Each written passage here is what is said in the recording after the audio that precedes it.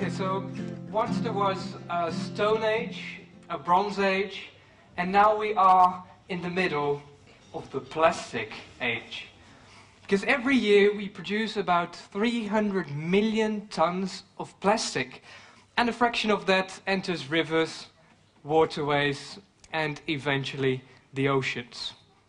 If we want to eat a biscuit nowadays, we have to buy a biscuit within a plastic wrapper, within a plastic tray, within a cardboard box, within some plastic foil, within another plastic bag. It's not hazardous nuclear waste, it's a biscuit.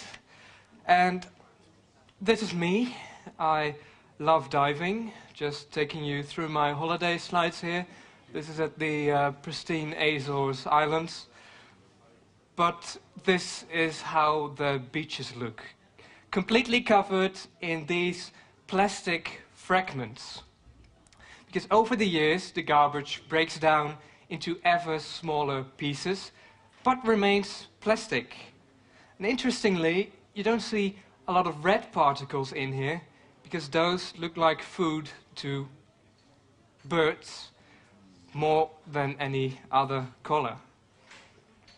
The debris primarily collects at these 5 rotating currents, called the gyres, where it doesn't only directly kill sea life, but due to the adsorbents of PCBs and DDTs, also poisons the food chain. A food chain that includes us, humans. Solving this problem will require radical changes in all levels of society. We need to close the tap first and prevent any more plastic from entering the oceans in the first place.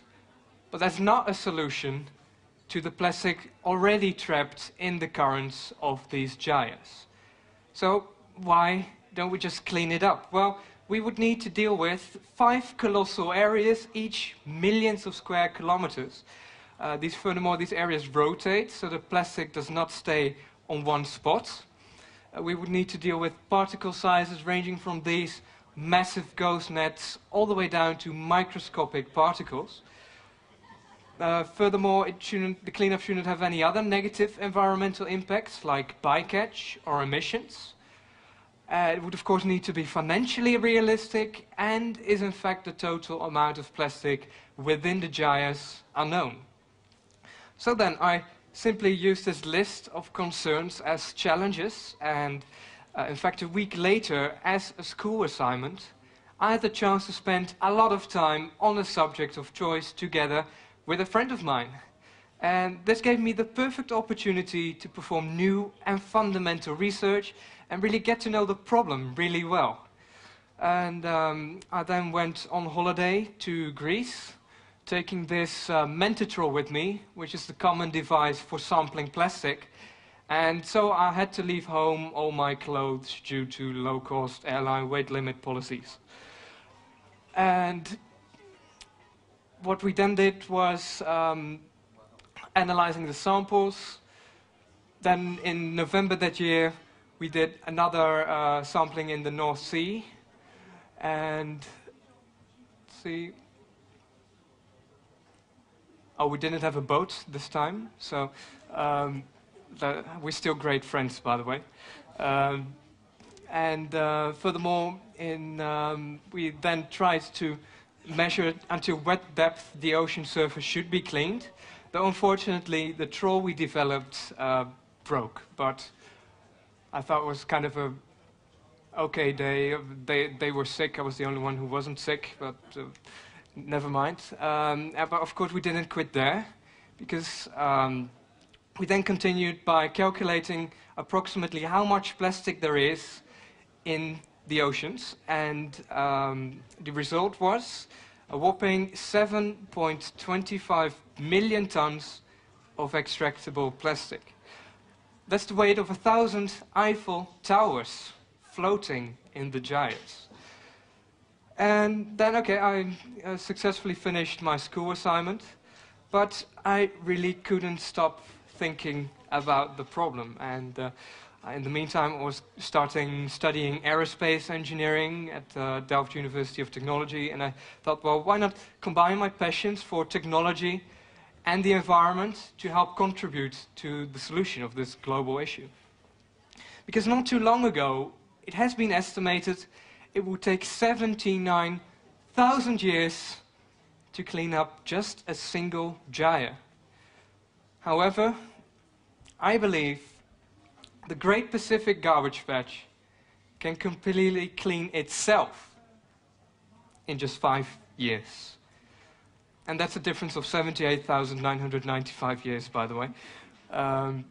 Because this is the conventional idea of extracting litter, right? So you have a vessel and a net that will be fishing for plastic. Well, of course, many vessels could be used to cover a larger area, but by spanning booms, floating barriers between those vessels, suddenly a much larger area would be covered, because the essence is not to catch the debris, but divert it. Because there is no mesh size, we can even get out the smallest particles. And since virtually all of the current would flow underneath these booms, it would take with it all neutrally buoyant things, which make sure sea life doesn't accumulate along these barriers, preventing bycatch. But if we want to, how are we going to minimize environmental, financial, and transportation costs then? Well, what if the oceanic currents moving around wouldn't be an obstacle, but a solution? Because why move through the oceans if the oceans can move through you? By fixing platforms to the seabed and letting the rotating currents do their work, vast amounts of funds, manpower, and emissions will be saved. So the basic concept is that extremely long floating barriers concentrate the plastic towards collection platforms. Arriving in the platforms, it can be filtered out using hydrocyclones in multiple stages, can then be stored in barges, which can be taken to land for processing about 3 to 4 times per year. But I hear you wondering, how are we going to fund this? Well, plastic pollution is a major economic challenge to all countries in the world. For example, it has been estimated the costs to vessels and fishing activities in the APEC region are over $1.2 billion annually.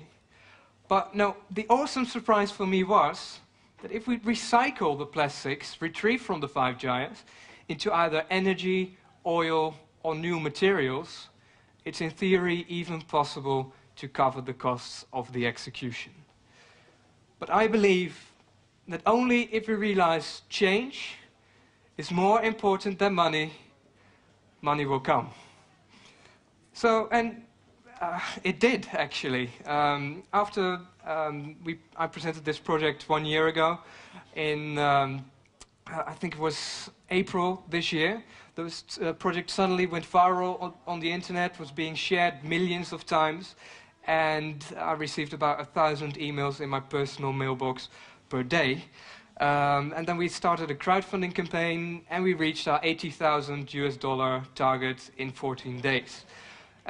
We then started assembling a team of over 50 people with whom we started performing a feasibility study, and we predict the feasibility study to be ready for publication after the first quarter of 2014. So far, we have analyzed plastic qualities, we've done scale model tests, done lots of calculations, and it's looking rather well. And in a few days, I'll be leaving to Bermuda, where I'll finally be able to measure until what depth the ocean surface will be cleaned. And yes, this would be the largest cleanup. The ocean cleanup would be the largest cleanup in history. But we created this mess. Heck, we even invented this new material first before we made this mess. So please don't tell me we can't clean up this mess together. Thank you very much.